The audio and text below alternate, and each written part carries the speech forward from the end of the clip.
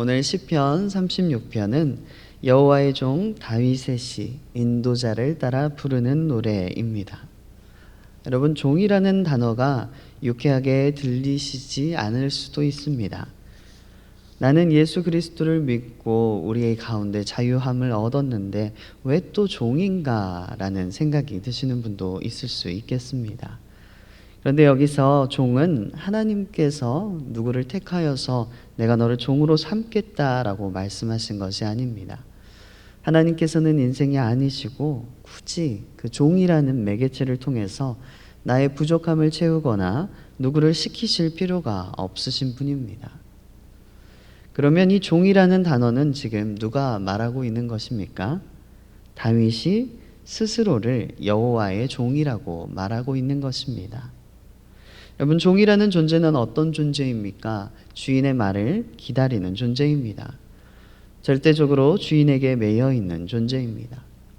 다윗은 자기 스스로가 그렇게 살고 싶다고 고백하고 주께 더 매이기를 원하는 것입니다. 무엇보다도 종이라는 존재가 있으면 누가 있다는 게 강력하게 피력됩니까? 주인이 있다는 사실이 피력이 됩니다. 그래서 믿지 않는 모든 자들, 지금 이스라엘을 둘러싼 모든 열방은 하나님의 존재 그리고 하나님께서 계신지 모릅니다. 그래서 다윗이 전쟁에 나가서 이길 때에, 그리고 다윗이 하나님을 찬송할 때에 내가 종입니다. 왕인데 당신이 왜 종입니까? 누구의 종입니까? 나는 하나님의 종입니다 라고 할 때 하나님의 존재 자체가 강력하게 피력되는 것이지요. 당대 모든 사람의 칭송을 받던 다윗 왕이 종이라면 그 주인은 어떤 존재이겠습니까? 모두의 영광을 받으실 만한 분이시라는 것이지요. 다윗은 자신의 삶을 통해서 하나님께서 계심을, 그리고 하나님께서 영광 받으실 분임을 강력하게 피력하고 있는 것입니다. 그리고 그 단어가 바로 종이라는 단어입니다. 인도자를 따라 부르는 노래라는 것은 악장, 그러니까 지휘자를 따라 부르는 곡인데, 이렇게 인도자를 따라 부르는 노래라고 되어 있는 곡들이 시편에는 여러 곡들이 있습니다. 이것은 구약 시대의 예배에 사용되었던 노래라는 뜻입니다. 그래서 지휘자의 그 선창, 영창에 맞추어서 따라 부르는 노래라는 것은 예배 시간에 이것이 한 곡으로 들어가서 함께 예배를 드리면서 불렀던 노래라는 것입니다. 오늘 이 시편을 통해서 다윗이 무엇을 노래하고 있는지, 다윗이 어떻게 하나님을 영광을 찬양하고 있는지 한 절 한 절 살펴보면서 은혜를 나누기를 원합니다. 1절과 2절을 보면요, 악인의 죄에 대해서 이야기하고 있습니다. 본문에서 나오는 죄는 히브리어로 페사라는 단어가 사용되는데, 이 죄는 은밀한 죄가 아니라 공개적이고 공공적인 그런 죄를 뜻합니다. 본문에서는 구체적으로 이 죄에 대해서 나열을 하는데요, 구체적으로 하나님을 두려워하지 않는 것, 그 죄에 대해서 말하고 있습니다. 이 죄는 어떤 한 가지 특징적인 죄가 아니라 악인이라는 그 존재의 인생관 자체를 말하고 있는 것입니다. 하나님을 무서워하지 않는 악인은 자신들의 악행에 대한 심판이 올 것임을 두려워하지 않습니다. 그렇겠죠? 자기네 죄가를 누군가가 심판을 할 건데 그 심판자가 두렵지 않다면, 여러분들도 경험하셨습니까? 저는 죄가 없는데도 경찰차를 보면 약간 무서운 느낌이 들어요. 여러분들은 안 그러시군요. 저는 죄가 많아서 그런가 봅니다. 죄라는 것이 있으면, 자기의 죄가 깨달아지면 더 무서울 수밖에 없는 것이 심판자의 존재입니다. 그런데 하나님의 존재 자체를 부정하는 것, 그것이 오늘 하나님을 두려워하지 않는 것, 그것이 바로 악인이라고 말을 하고 있습니다. 이것이 참 무섭고 악한 것입니다. 여러분들은 종종 그런 이야기 들으시지요. 하나님을 믿는 사람들, 그리고 이 자녀들을 위해 기도했던 그 자녀들은 아무리 잘못돼도 아주 망가지지 않는다고요. 분별력이 없고 성급한 열정이나 순간적인 흥분에 의해서 실수를 하더라도 하나님을 믿는 사람들은, 그리고 또 하나님을 믿는 사람들의 자녀들은 부모님께서 기도하시는 것을 보기 때문에 하나님의 존재를 알고 있습니다. 그 인생관 자체에 하나님이라는 존재가 개입되어 있다는 사실을 알고 있습니다. 그렇기 때문에 하나님을 두려워하는 마음이 있고 심판에 대한 그런 감정들이 있을 수밖에 없지요. 그렇기 때문에 그 인생이 아주 망가지지는 않는다는 것입니다.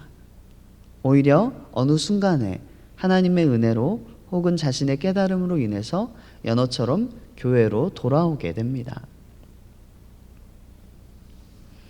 그런데 오늘 본문을 보니 악인은 그렇지 않다는 것이지요. 2절에 보니 스스로 자랑하기를 자기의 죄악은 드러나지 아니하고 미워함을 받지도 아니하리라 함이로라 라고 말하고 있습니다. 그들은 스스로 자기 기만과 그들 자신의 영혼을 고의로 속이고 있는 것이지요. 자기의 죄악은 죄가 아니며 하나님 앞에서 미워함을 받지도 않을 것이라고 스스로를 속이고 있는 자들입니다. 악을 선이라고 부르면서, 그리고 방종을 자유라고 표현하면서, 기만을 책량이라고 칭하면서 하나님의 백성에 대한 박해를 정의의 일부라고 생각하고 스스로를 속이고 있는 자들입니다. 여러분, 자신의 영혼을 속이는 자들이 어떻게 남들에게 진실할 수는 있겠습니까? 그들은 자신의 영혼을 속이고 심판이 자기에게 미치지 않을 것이라고 생각하기 때문에 하나님을 두려워하지 않습니다. 자기에게 죄가 있다 하더라도 그 죄가는 크지 않으며 하나님께서 보시기에 미워하시지도 않을 것이다 라고 말하고 있는 것이지요. 여러분, 하나님을 두려워하지 않으면 인생이 무엇을 두려워하겠습니까? 그 인생이 폭주하는 기관차처럼 돌진하면서 주변의 모든 것을 파괴하는 것이지요. 4절에 보니 스스로 악한 길에 서고라는 단어가 있습니다.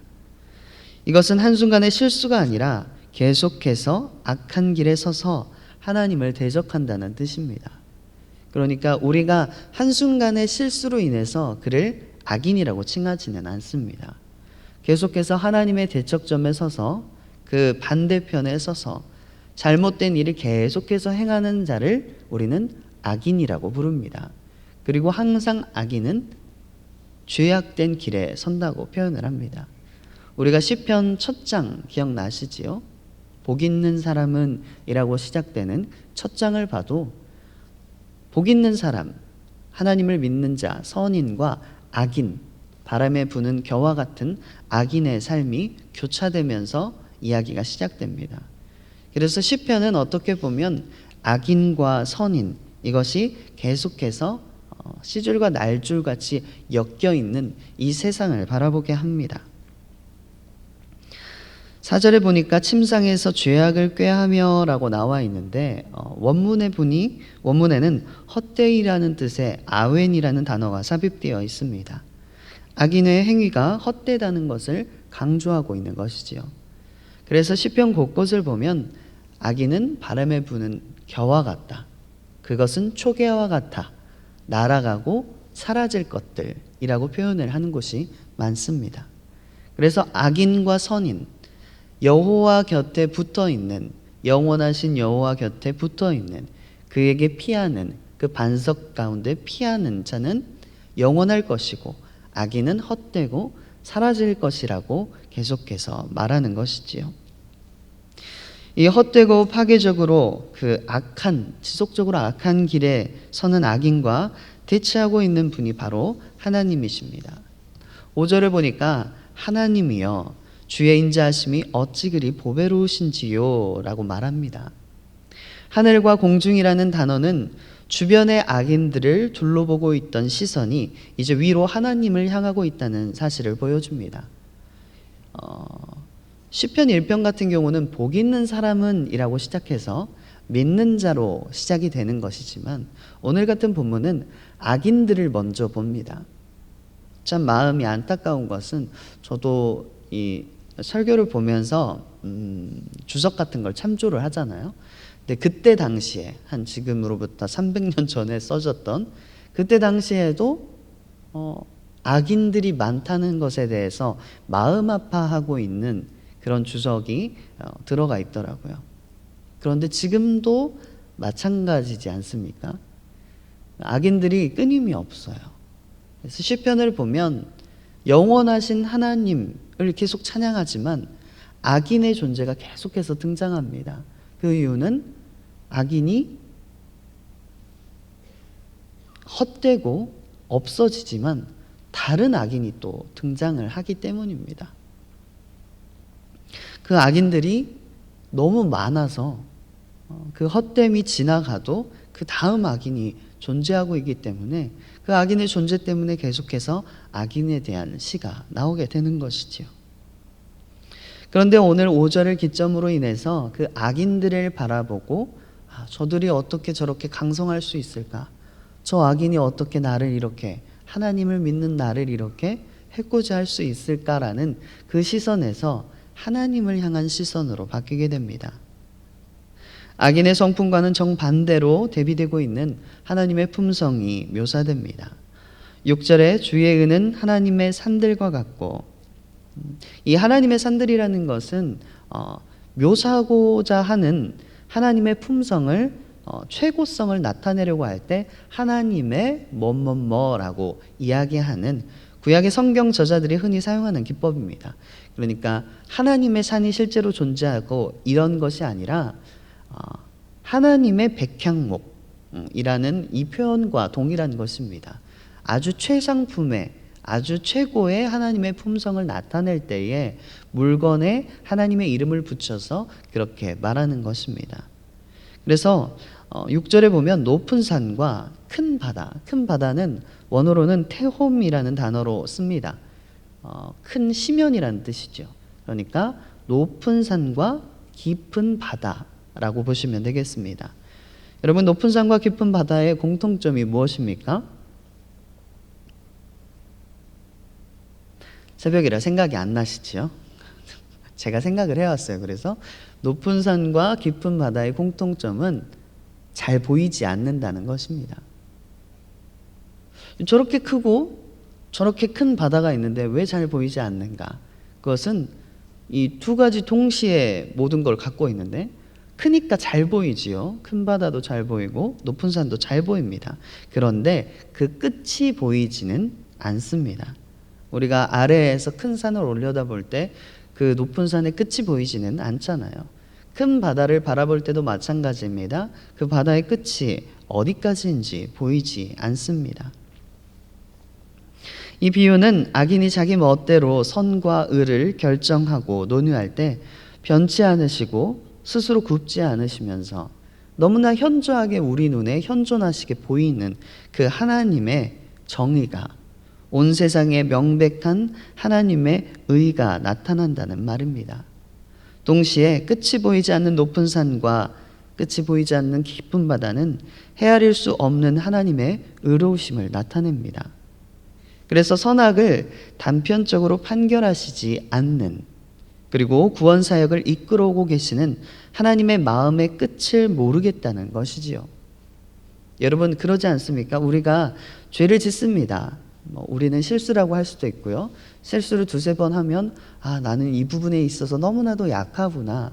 이것이 나에게 큰 가시가 되겠구나. 이것이 나에게 죄가 되겠구나 라고 생각되는 부분들이 있습니다. 그런데 하나님께서는 때때로 물론 그 부분을 건드리시기도 합니다. 왜냐하면 우리가 성화되어 가는 과정에서 그 부분이 없어져야 할 것이라면 하나님께서 손을 대시지요. 하지만 직결적으로 우리를 그렇게 심판하시지는 않습니다. 우리를 참아주시고 그 구원 사역 가운데 포함시키시려고 무단히도 노력하시는 분이십니다. 그렇기 때문에 우리는 그 하나님의 마음의 끝, 하나님의 정의의 끝을 모르겠다는 것이지요. 이 하나님의 명백한 의 앞에서, 그 끝을 모르는 의 앞에서는 악인이 자기 멋대로 만들어 놓은 자기 의는 바스러져 버립니다. 이것이 일반적으로 이루어지는 피조 세계에서 하나님의 의와 은혜입니다. 자, 6절까지는 하나님께서 주시는 일반적인 은혜, 일반적으로 큰 그리고 넓은 바다를 통해서 우리에게 모두에게 태양의 빛이 모두에게 비치듯이 모든 사람에게 비치는 은혜였다고 보면 7절에는 모든 피조세계에 내려지는 은혜가 아니라 특별한 은혜에 대해서 이야기합니다. 그리고 그 특별한 은혜를 받는 사람들은 주의 날개 그늘 아래에 피하는 사람들입니다. 시편 1편으로 보면 복 있는 사람이 되겠지요. 저희 교회에 이제 새가족분들이 꾸준히 등록을 하십니다. 그런데 등록하신 새가족분들 중에서 저희 마을에 소속된 분들에게 제가 연락을 드렸는데 두 분 다 쉽지 않은 상황 속에서 교회를 등록을 하셨더라고요. 한 분은 이제 주야가 교차되는 그런 직장에 다니시는데 친정 오빠분께서 이제 폐암 투병 중이신데 암세포가 뇌로 전이이 된 것 같다는 의사 소견을 받으시고 다음 주 월요일에 MRI 촬영을 앞두고 계셨습니다. 그리고 다른 한 분은 올해 하반기부터 남편분과 따님분의 건강이 안 좋아져서 이제 평수발을 하느라 본인도 굉장히 힘드신 상태였습니다. 그런데 두 분의 공통점이 그 힘든 가운데에서 주의 날개 그늘 아래로 피했다라는 것입니다. 제가 상황이 이런데 저도 많이 힘든데 정말 하나님 붙잡고 의지해야겠다고 교회에 다시 등록하게 되었습니다 라고 말씀을 하시는 거예요. 여러분, 이런 부분이 너무나도 다행이고 감사한 일입니다. 왜냐하면 하나님께서는 그들에게 그 주의 날개 그늘 아래에 피하는 그들에게 특별한 은혜를 부어주시거든요. 8절에 보니 그들이 주의 집에 있는 살진 것으로 풍족할 것이라 라고 나와 있습니다. 여기서의 그들은 누구겠습니까? 7절에 나오는 주의 날개 그늘 아래 피하는 자들이 그들입니다. 그들에게 특별한 은혜를 주시겠다. 주의 집에 있는 살진 것으로 풍족할 것이고 주께서 주의 복락의 강물을 마시게 하실 것이다 라고 말씀하고 있는 것입니다. 그래서 우리는 참 감사합니다. 어떤 일이 있든지 우리가 기도할 것이 있고 어떤 일이 있든지 우리가 복 있는 사람이 되는 이유는 주의 날개 그늘 아래에 피할 수 있기 때문입니다. 또 주의 날개 그늘 아래에 피하는 우리들에게 하나님께서는 일반적인 은혜는 당연하게 내려주시지만 그것은 모든 생명체, 모든 피조물에게 내려주시는 것이고 특별히 주의 날개 그늘 아래에 피하는 자들은 오늘 본문처럼 주의 집에 있는 살진 것으로 풍족할 것이고 주의 복락의 강물을 마실 수 있는 아주 특별한 은혜를 우리에게 허락해 주신다는 것입니다. 비단 우리 새가족분들에게만 국한된 것이 아니라 주의 날개 그늘 아래 피한 우리 모두에게 이런 특별한 은혜를 내려주실 것입니다. 우리 모두에게 주의 빛 안에서 빛을 보게 되면서 교만한 자의 발이 내게 이르지 못하게 되고 악인들의 손이 나를 쫓아내지 못하게 될 줄을 믿습니다. 오늘 이 시간에도 특별한 은혜가 많이 필요하신 분들이 있을 줄 압니다. 몸이 아프신 분들, 또 수술을 앞두고 계시고 수술에서 치유를 받으시는 분들 모두에게 하나님의 날개 그늘 아래 피하는 오늘 하루가 되시기를 바랍니다. 오늘뿐만이 아니라 살아가면서 모든 순간마다 내가 공경에 처하다고 생각할 때마다 하나님의 날개 그늘 아래 피하시는 여러분 되시기를 축복합니다. 함께 기도하시겠습니다. 사랑이 풍성하신 하나님, 감사와 찬양을 올려드립니다. 오늘 시편 36편을 통하여서 우리에게 주시는 하나님의 특별한 은혜를 깨닫습니다. 하나님, 주의 날개 그늘 아래 피하는 우리에게 하나님의 집에 있는 살진 것으로 풍족하게 하시고 주의 복락의 강물을 마시게 하여 주시옵소서. 하나님, 하나님께서 자비하심으로 죽을 수밖에 없는 우리들을 그 날개 그늘 아래 품어주시고 그 모든 것을 우리에게 허락하시니 참으로 감사를 드립니다. 하나님, 이 다윗을 통해서 들려주시는 하나님의 음성들을 소중하게 생각하게 하시고 오늘 내게 주시는 하나님의 음성이 무엇인지 우리는 어떻게 하나님의 날개그늘 아래 피해야 할 것인지를 생각하게 하여 주시옵소서. 하나님 말씀을 알아가면서 점점 하나님을 알아가게 하시고 하나님의 성품에 참여하는 우리 모두 될 수 있도록 주님 인도하여 주시옵소서. 모든 것 주님께 의지합니다. 보배로우신 예수 그리스도 이름으로 기도드립니다. 아멘.